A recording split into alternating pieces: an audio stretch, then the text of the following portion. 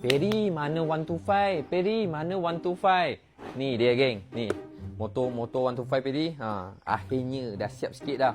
Body kita dah siap, hitam kilat, basuh kita dah siap pasang dah. Wiring kita beli baru sebab wiring lama sudah rosak. Lepas tu yang getah-getah skru tu semua baru lah. Tank pun masuk baru. Meter lama lah, ori motor balik. Di semua baru. Cuma tu lah, Abang Samhan, enjin aku mana, blok aku mana, lambat gila. Kalau ada awet, cepat. Kalau tak ada awet, suruh cepat, lambat. Memang syuk betul lah. Tapi tu lah, korang boleh bagi Peri recommend sikit lah.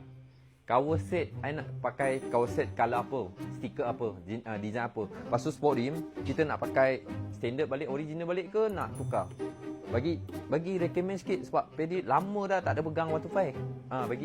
Bagi tahu nak pakai cover set apa, lepas tu nak pakai sport ni apa. Tu lah. Yang ni tinggal 20% lagi lah. Harap-harap boleh sempat siap lah. Okay.